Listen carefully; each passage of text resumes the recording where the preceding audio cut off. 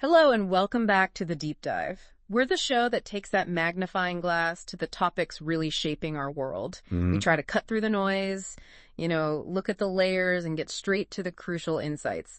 And we've got a great stack of sources you shared with us today. And today, wow, we are diving into something that's, well, it's literally foundational, isn't it, to all of human society? Foundational is the right word. It's about the people who bring new life into the world, who nurture the next generations, and who, frankly, quietly keep so much of our world turning. We're talking about mothers. Mothers. Yeah. When you hear that word, a certain image, it definitely springs to mind, doesn't it? It does. Something maybe idealized, pulled straight from a greeting card, full of warmth, boundless selflessness, endless patience, like a sort of serene domestic goddess figure. Exactly. That's the story, right? The cultural narrative we all kind of absorb. But today, we're, let's just say we're ripping up that greeting card. We're going to really look at the nuanced, often incredibly challenging, and sometimes pretty harsh reality behind that image. So this deep dive is based on a whole bunch of analysis, looking at what are the key areas. Three main pillars, really, that emerge from the sources. First, the systemic undervaluation of mothers.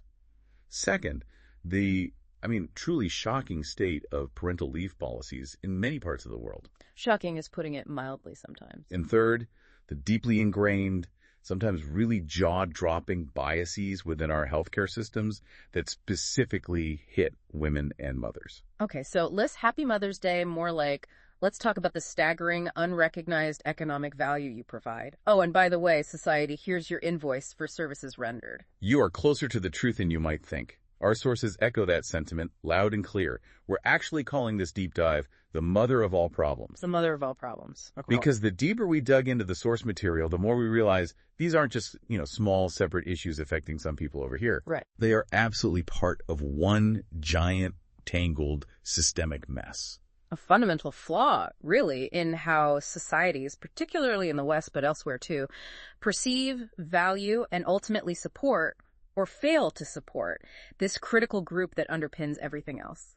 It's fascinating because they seem separate, yes, right? How we think about mothers, how we support them economically, how doctors treat them, but they're deeply intertwined. Complete. Our sources really highlight that this isn't just about, individual moms feeling exhausted or struggling. It's about these huge societal structures that honestly impact everyone, whether you're a parent or not. Absolutely.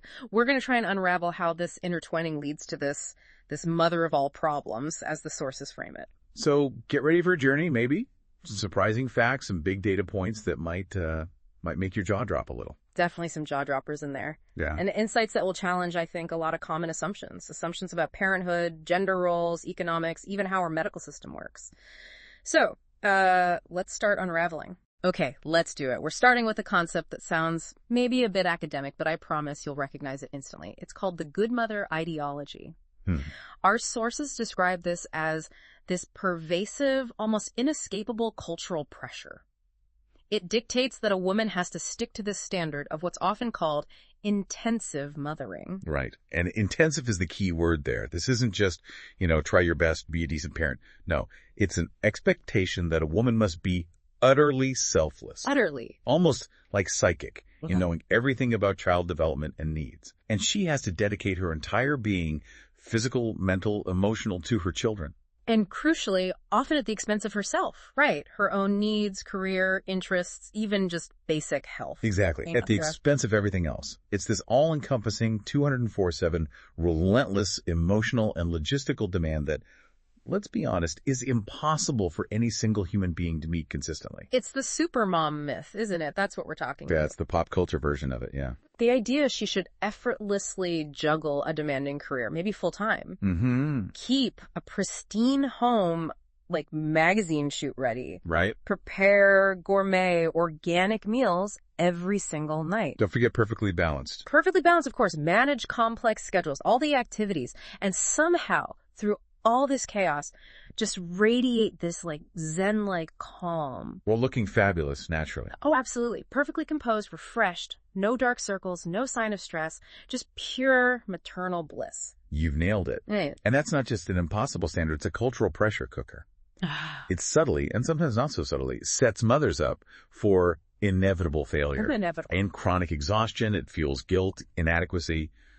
when they obviously can't achieve this mythical ideal. Because who could? Exactly. And this expectation, as our sources point out, this is the first insidious layer of undervaluation because it demands the impossible, and then it effectively blames or shames the mother when she falls short. Right. It frames it as an individual failing, not a systemic problem with the expectation itself. Precisely. Mm-hmm. It's a total no-win scenario. It diminishes their huge contributions right from the start by setting this unreachable bar and then making the failure feel personal. Okay, so that's the cultural pressure. Now, here's where it gets, frankly, infuriating when you look at the economics. Mm-hmm. This work we just described, this all-consuming, 24/7, highly skilled, emotionally draining job, Yeah. society largely considers it economically worthless. That's the kicker, isn't it? Despite the monumental effort, the countless hours, all that unpaid work mothers do, childcare, cooking, cleaning, scheduling, emotional support, managing the whole household. It's a COO of the family unit. Absolutely. All of that is just absent from our main economic metrics, like gross domestic product, GDP. So GDP, just to remind folks, is basically the total value of goods and services produced in a country. Right. And from that national accounting perspective, this huge amount of continuous labor, it's invisible labor. Poof. Doesn't exist on the National Economic Ledger. But wait, someone actually did try to put a number on this invisible labor, didn't they? They did. And the numbers are staggering. Our sources cite one study that estimated the annual economic value of a mother's labor if you were to actually pay market rates for all those distinct roles she plays. Chef, teacher, chauffeur, household manager, negotiator, therapist. Right. Crisis manager, CEO of the family. The estimate was over $140,000 per year. Over $140,000 a year. That's a serious professional salary right there for one job, let alone juggling all of those simultaneously. And many argue that's a conservative estimate, given the sheer range of skills and, frankly, the ridiculous number of hours involved. It's often far more than a 40-hour week. And, okay, scale that up. Nationally, for the U.S. alone, the sources cite a value of over $625 billion per year. Billion, with a B. In uncompensated caregiving, $625 billion. And the vast majority of that work is done by women. It's an economic contribution that absolutely dwarfs the GDP of many entire countries. Yet it goes completely unrecognized, unrewarded in our standard economic models. So what does that really mean? It's not just a big number. It means our whole picture of the economy is skewed, right? Fundamentally skewed. We're essentially getting a $625 billion subsidy to our entire economy every single year, completely off the books. It's a massive market distortion, if you think about it. Yeah. Imagine if, I don't know, the tech industry was providing $500 billion a year in free labor. There'd be uproar, congressional hearings, demands for investment, recognition, rewards. Exactly, but for mothers, it's just framed as a personal choice. And the reward is a card in May. Maybe some flowers. It's a profound oversight, a core flaw in how we measure value. And because we measure it wrong, we build policies and allocate resources based on incomplete, inaccurate data. It really makes you question the whole system when we ignore the very bedrock of, well, everything. The creation and nurturing of the future workforce and society itself. It's the absolute definition of systemic undervaluation. And this lack of recognition, this invisibility, it feeds directly in something economists call the motherhood penalty. Yes, the motherhood penalty. Explain that. The data is really clear, very consistent across the board. When a woman has a child, her earnings, on average, take a significant hit. They decrease. And this isn't just while she's on leave, right? No. This is a well-documented thing across industries, income levels, education levels. Even after returning to work, mothers often face lower wages, slower career progression compared to women without children or compared to fathers. Why? What's the thinking there? Or the bias? It's often perceptions. They might be seen as less committed, less available, maybe passed over for promotions, or even face subtle discrimination in hiring. The assumption is their focus is divided. Okay, so that's the penalty for mothers. But then there's the flip side, the infuriating twist, as our sources put it. The fatherhood bonus. Right, where often when a man becomes a father, his earnings actually increase. It's truly baffling, isn't it? The exact same life event having a child. Yeah, how does that happen? Financial penalty for one gender, financial reward for the other. What's the logic? It's a deeply ingrained systemic design flaw based on outdated assumptions. Fathers are often perceived, consciously or unconsciously, as becoming more dedicated, more reliable, because now they have a family to provide for. The provider stereotype kicks in. Exactly. While mothers are viewed through this lens of potential distraction or reduced commitment, it's not logical. It's cultural bias playing out economically. And this imbalance, it's not just about individual family finances, is it? It reinforces broader gender inequality. Absolutely. It perpetuates it in the workforce, in society. It sets men and women on vastly different financial paths, reinforces those traditional gender roles that ultimately limit everyone's choices and potential. And this fundamental undervaluation, this economic penalty, it absolutely sets the stage for our next big topic, which is, okay, if society is effectively undervaluing mothers from the get-go, how does that translate into actual concrete support systems? Or maybe the lack thereof? Precisely. What happens right after they've gone through pregnancy and childbirth, when they arguably need the most support. Let's take a hard look at the global report card on parental leave, because that tells you a lot about how much a society really backs its new parents beyond the platitudes. A critical topic. Yeah. And a very tangible measure of societal values. Yeah. Do we see parents, and particularly mothers, as essential contributors needing support, or as an individual problem to be managed? So is there like an international standard, a benchmark? There is. The International Labor Organization, the ILO, they set recommendations. They say a bare minimum should be 14 weeks of paid maternity leave. 14 weeks paid, minimum. Minimum. Ideally, they say 18 weeks is better for proper physical recovery, mental health adjustment, and that crucial parent-infant bonding time. Okay, 14 to 18 weeks paid is the benchmark. So how does the world actually stack up? Let's look at the scoreboard. Who are the champions here? Who's really investing in this? Well, at the top, you've got countries that clearly see this as a societal good, a necessary investment. Our sources point to a few real standouts that go way beyond the ILO minimum. Yes. Take Bulgaria, for example. They offer a pretty remarkable 58.6 weeks of leave. 58 weeks? That's over a year. Over a year, yes, at 90% pay. Yeah. So significant financial support, allowing real time for recovery, bonding, establishing routines without that immediate financial panic setting in. Imagine the difference that makes. Yeah. Okay, Bulgaria. And Sweden is always mentioned in this context, right? Their system's pretty famous. Absolutely. Sweden is often held up as the gold standard, and for good reason. They offer 69 weeks, that's 480 days of parental leave. 69 weeks, almost a year and a half. Yes. And a big chunk of that is paid at 80% of salary, again, providing that crucial financial stability. But the truly transformative part of the Swedish model isn't just the length or the pay. What is it then? It's that the leave is designed to be shared flexibly between both parents, and critically, they include use it or lose it days, specifically earmarked for fathers. Use it or lose it for dads. So they have to take it, or the family loses that time. Exactly. It actively encourages, even kind of necessitates, fathers taking leave and being deeply involved in childcare right from the start.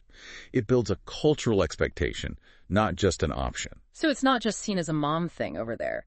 It's genuinely a parent thing. It's fundamentally framed as a shared responsibility. That's a huge difference. Not just policy, but culture. Redefining parenting as collective, shared. I can see how that changes family life, gender dynamics, everything long term. It has massive positive impacts on gender equality, family dynamics, child well-being. It's profound. But then you look at the other end of the spectrum. Okay, here we go. The stark contrast. Our sources list the handful of countries worldwide that have no federal guarantees for paid maternity leave whatsoever. Yeah. 0 weeks mandated at the federal level. And let me guess. You guessed it. On that short, unenviable list is the United States. Oof. Yeah, dead last among developed nations on this. 0 federal paid weeks. That's the bleak reality. The U.S. stands alongside nations like Papua New Guinea, a few small island nations, in lacking this basic federal safety net. So what is the typical situation in the U.S. then? Because people do take leave. Well, the main federal protection is the Family and Medical Leave Act, FMLA. That offers a maximum of 12 weeks of unpaid leave. Unpaid. Unpaid. And crucially, FMLA only applies to certain employees. You have to work for a company of a certain size, have been there for a certain length of time. So if you work for a small business or you're a contractor or new to a job, you might get absolutely nothing. 0 protection.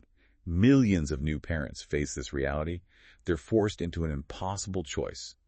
Immediate financial hardship, maybe going into debt. Or going back to work just days or weeks after giving birth, often before they've physically recovered, let alone bonded with their baby. It's incredibly tough. And the comparison with countries offering over a year of paid leave, well, it just underscores where the priorities lie, systemically speaking, when it comes to supporting new families in the U.S. truly disheartening. So the best offer over a year paid. The U.S. offers 0 federally paid, limited, unpaid options. Yeah.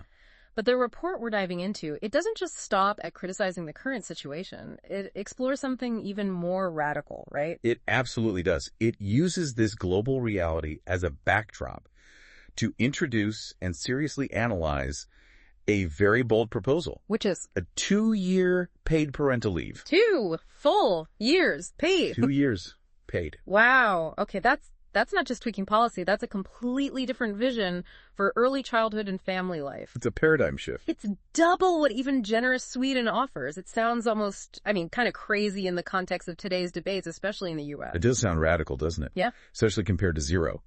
But that's exactly what our sources dig into. Why consider something so ambitious? To understand that, we have to look beyond the perceived cost. Right. We need to look at the benefits we're missing out on, and maybe the damage we're currently doing. Exactly. What incredible benefits are societies leaving on the table?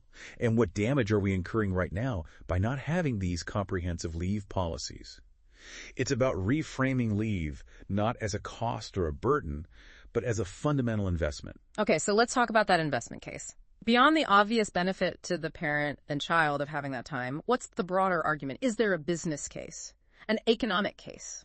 There absolutely is, according to the evidence presented in our sources. It's not just feel-good policy, it makes hard economic sense. Okay. How?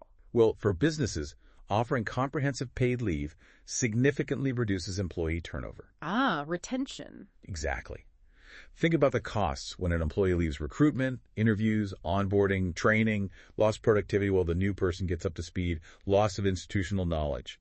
It is demonstrably more cost-effective to retain an experienced employee, especially a new parent who feels supported, than to constantly churn through staff. So paid leave isn't a cost center, it's actually a retention strategy. Saves money in the long run. Precisely. It directly counters that common argument you hear that paid leave cripples businesses. The data often shows the opposite. What else? Beyond retention, companies consistently report higher employee morale, increased loyalty, and improved overall productivity when they offer good leave policies. Happy workers are productive workers, basically. It sounds simple, but it's true. When employees feel genuinely supported during a huge life event like having a child, their commitment and engagement go up. That translates to better long-term performance. It's a clear return on investment, ROI, for businesses. Okay, so that's the economic case for businesses.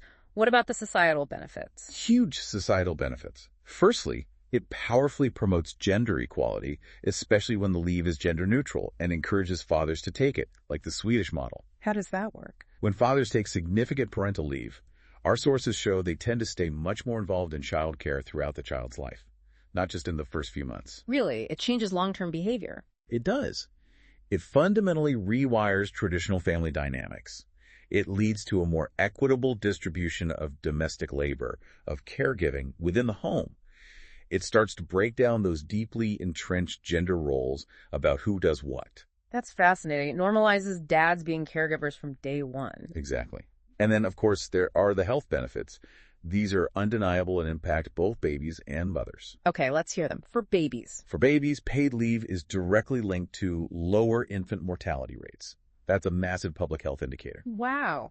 Lower infant deaths. Yes. Also higher vaccination rates, because parents have the time to get to those appointments without work conflicts. And overall better developmental outcomes.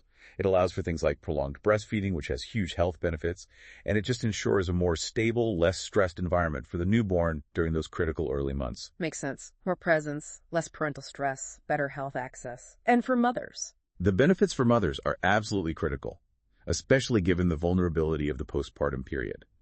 Comprehensive paid leave significantly reduces the risk of postpartum depression, PPD. PPD, which is incredibly common, right? Shockingly common.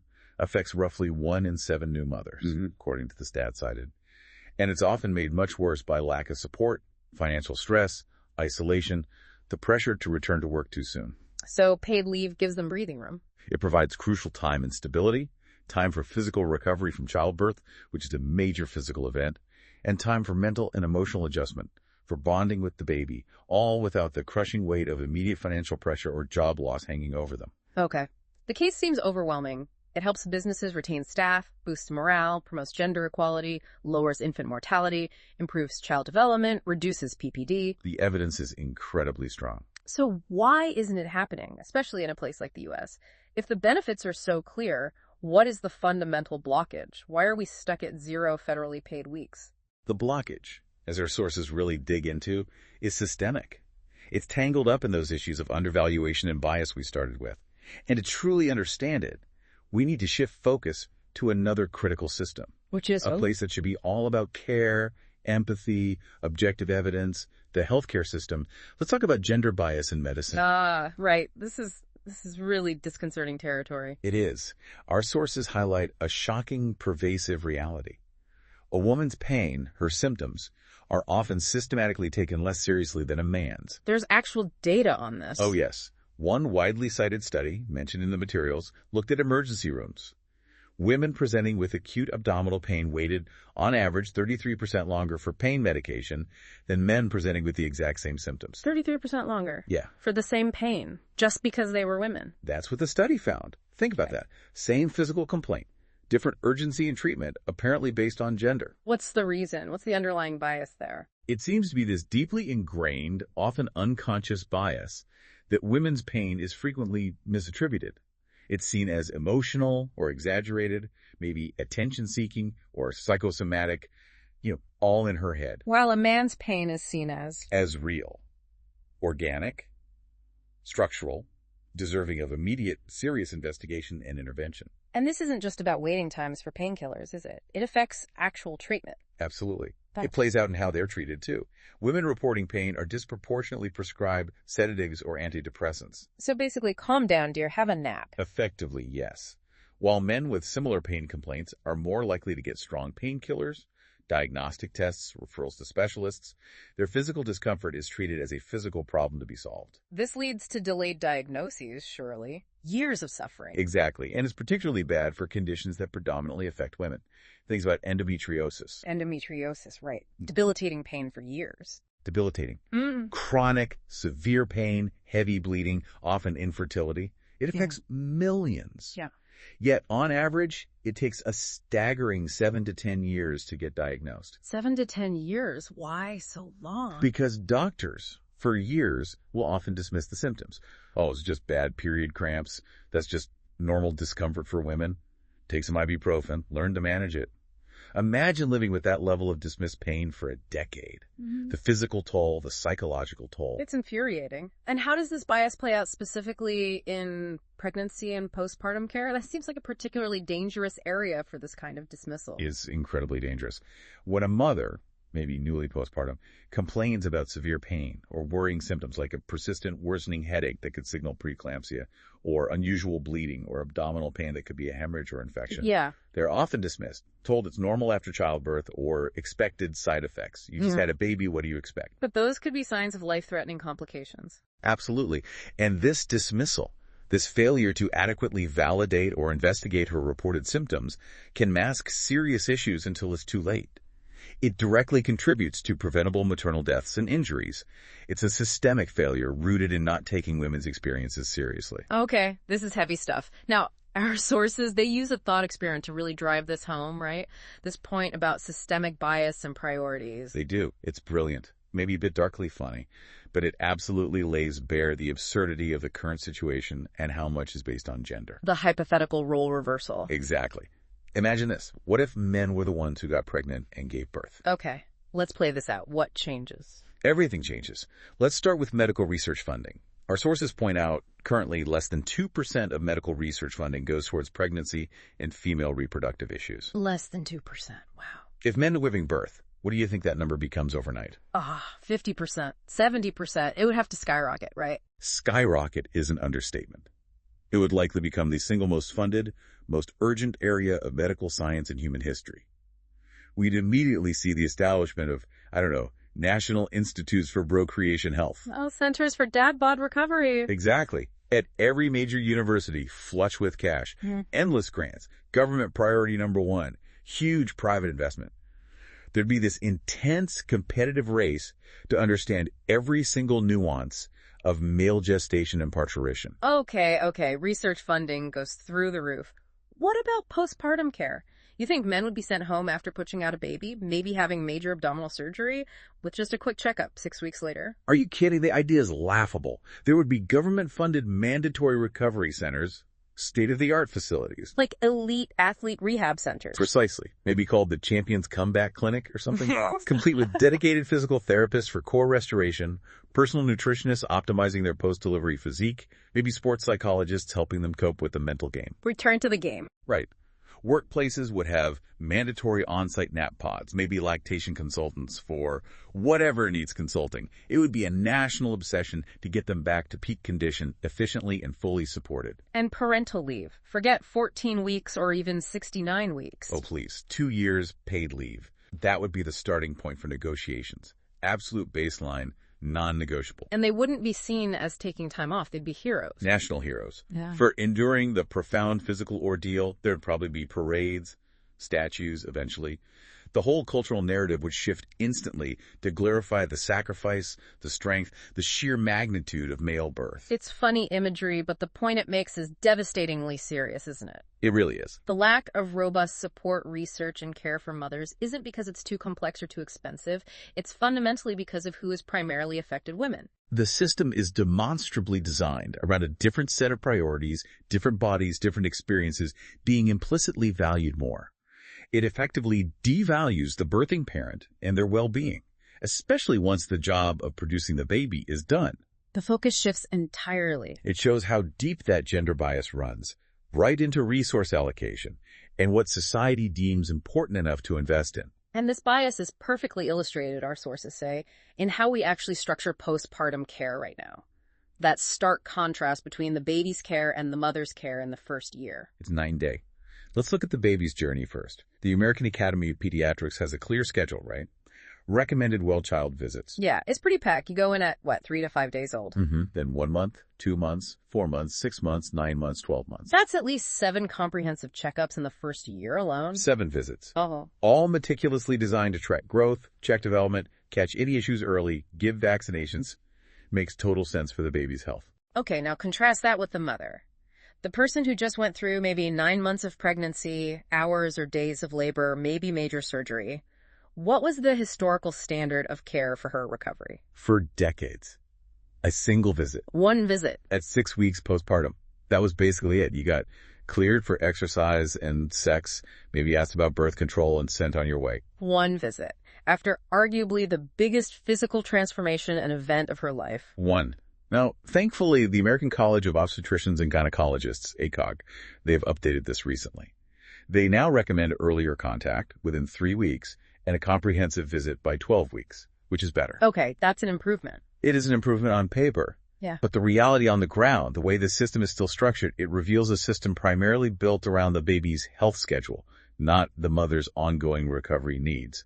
The focus, the resources, the default pathways, they're still heavily skewed. It's like the mother becomes the chaperone for the baby's appointments, rather than a patient with her own significant health needs. That's a good way to put it. She's often just forgotten, or at least deprioritized, once the delivery is made. Her health is assumed to just sort itself out. And this period, the postpartum period, it's often called the 4th trimester, right? Yeah. Because it's so critical. Exactly. It's truly an extension of pregnancy, a time of massive physical healing, huge hormonal shifts, profound psychological adjustment, and it's a time when mothers are incredibly vulnerable. Vulnerable to what specifically? Well, physical complications, obviously, infections, hemorrhage, pain from tears or C-sections, blood pressure issues, but also, crucially, to severe mental health crises. Postpartum depression, PPD, postpartum anxiety. And we said PPD affects 1 in 7 new mothers. That's huge. It's a major public health issue. Yet the support system for identifying and treating it is often fragmented, hard to access, stigmatized, or just non-existent. There's no standard, robust system to catch and support these mothers, leaving so many suffering in silence, thinking it's just them, that they're failing. So let me try and piece this devastating cycle together then. We start with this cultural ideal, the supermom, who by definition needs no help and can do it all. Then we have inadequate, sometimes laughable parental leave policies that offer little real support. Right. And then we layer on a biased medical system that often dismisses women's pain and leaves mothers kind of adrift, vulnerable, often alone during this incredibly critical and fragile fourth trimester. That's the cycle. It's a self-perpetuating system of undervaluation, neglect, and bias. It's grim when you lay it all out like that. It really is. But okay, we spent a lot of time laying out the problem, the mother of all problems, and all its interconnected awfulness. The vital part now is solutions. Do our sources offer a way out, a path forward? They absolutely do. And that's the crucial takeaway. It's not just diagnosing the illness, it's offering the cure. They don't just present the issues, they offer a clear, actionable blueprint for systemic change. And it offers genuine hope. Okay, good. Because we need some hope right now. So what does this blueprint look like? Where do we even begin to untangle this mess? Well, our sources emphasize it's not about one single magic bullet. It has to be a comprehensive, multi-pronged approach. These solutions need to work together, but it fundamentally starts with policy reform. Big policy changes. Okay. And I'm guessing this is where that ambitious North Star goal comes back in, the 2-year paid leave. That's the North Star, yes. Yeah. The ambitious, maybe ultimate goal. But even taking significant steps towards that involves embedding some crucial elements into any effective leave policy, according to the sources. What are those key elements? First, universality. It absolutely has to apply to everyone, not dependent on your employer's size or what industry you're in or whether your boss feels like offering it. No loopholes, no one left behind. Universal coverage. Got it. Yeah. What else? Second, adequate wage replacement. This is critical. The leave needs to replace a significant portion of a person's wages so that families can actually afford to take it without facing severe financial hardship or going into debt. If it's unpaid or paid at some tiny percentage, it's not truly accessible for most people. Right. Accessibility is key. It has to be economically viable. And the third element. And third, it absolutely must be gender neutral. Not just in name, but in design. It needs to actively encourage and enable fathers, non-birthing parents, partners to take substantial leave. Like the Swedish use it or lose it days. Exactly like that. Mechanisms that foster shared parenting responsibilities right from the beginning and actively dismantle the default assumption that childcare is solely the mother's job. Okay, so universality, adequate pay, and gender-neutral design encouraging shared parenting. That's prong one. Fixing parental leave. Using those successful international models as a foundation and aiming higher. That's prong one. Prong two is a fundamental overhaul of our healthcare systems. Tackling that bias and neglect we talked about. Exactly. We need a shift from that historical infant-centered model to truly family-centered care. Care that recognizes the mother and baby are an interconnected unit, especially in that first year. What would that look like in practice? Well, things like integrated postpartum visits, where both the mother and the baby are seen, perhaps even together, addressing their linked health needs. Recognizing her recovery is crucial for the baby's well-being, too. Makes sense. What else on the healthcare front? Mandatory screening for postpartum depression and anxiety. Make it a standard part of postpartum care, not an optional add-on or something you have to specifically ask for. And crucially, linking that screening to actual help. Absolutely critical. Screening is useless without immediate, accessible, affordable mental health services for anyone identified as needing support. Close the loop between identification and treatment. Okay. And tackling the bias itself. How do we do that? That requires tackling it head-on in medical education. Re-educating and training doctors, nurses, all healthcare professionals to take women's pain and symptoms seriously. Actively addressing and dismantling gender bias within the curriculum itself. So changing how doctors are trained from the start. Yes. Updating curricula, challenging those ingrained assumptions, fostering a culture where listening to female patients and believing their experience is the default, not the exception. And, critically, we need to massively increase funding for women's health science. Closing those research gaps we mentioned. Exactly. We need to understand female physiology, female predominant conditions, way beyond just reproduction. More research into things like endometriosis, autoimmune diseases, chronic pain conditions that disproportionately affect women. That could lead to huge breakthroughs. Okay, so big policy reform for leave and a major reimagining of healthcare towards family-centered, bias-free care and research. That's two big prongs. What's the third? The third prong.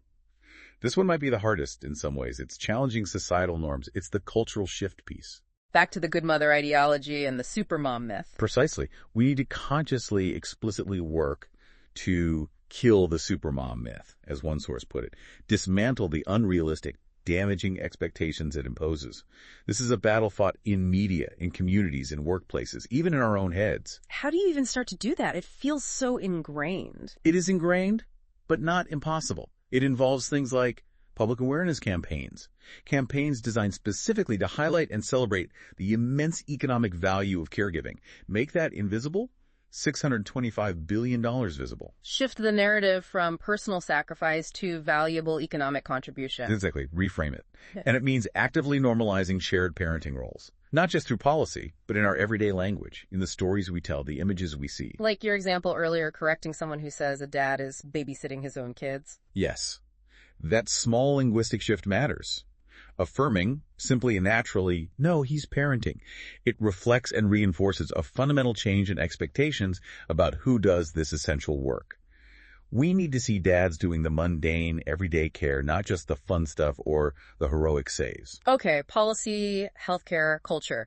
Is there a fourth piece to this blueprint? Yes. The final piece brings us right back to the economics. It's about tangible economic recognition for that undervalued labor. Putting money, or at least concrete value, behind the applause. How?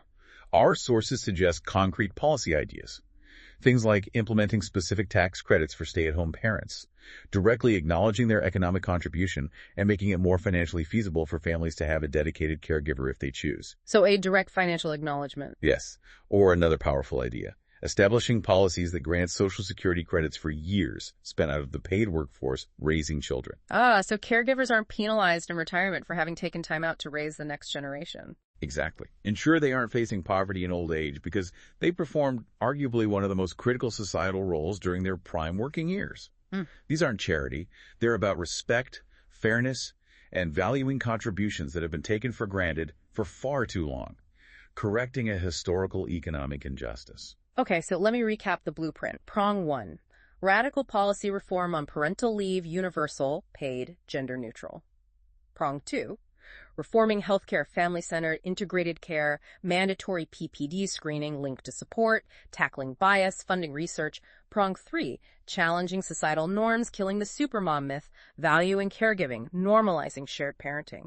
And prong 4, tangible economic recognition tax credits, Social Security credits for caregiving years. That's the comprehensive blueprint laid out in the sources. 4 interconnected pillars for building a world that truly values and supports mothers, and by extension, families and society as a whole. And the incredible thing, the core message here is that doing all this, it's not just a cost, is it? Not at all.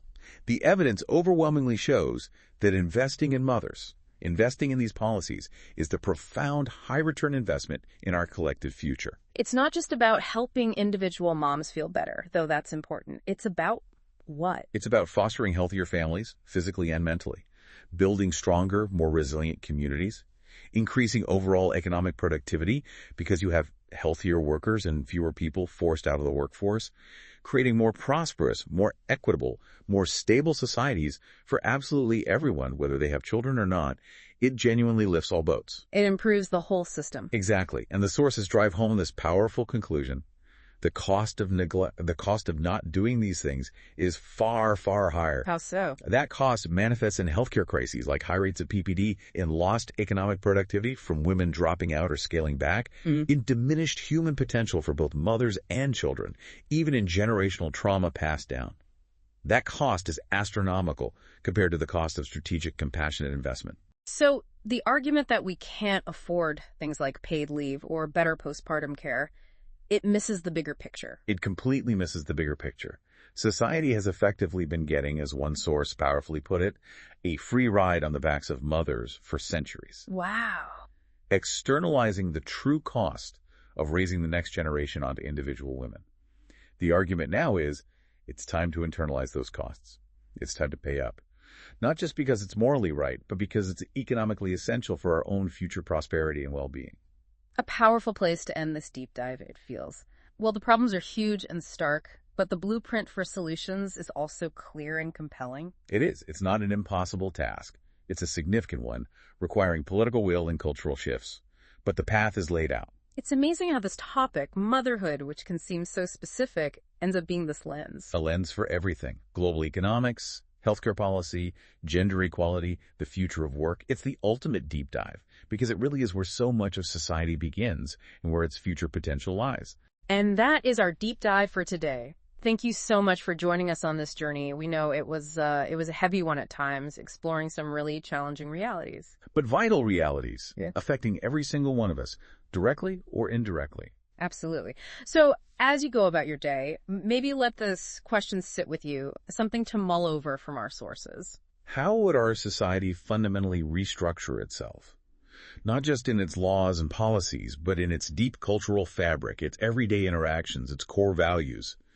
If the work of mothering, in all its diverse forms, was truly valued and supported in a way that matched its actual immense societal and economic impact. What possibilities would that unlock for human flourishing, for collective well-being right across the board? What could we achieve if we finally got this right? Something profound to think about.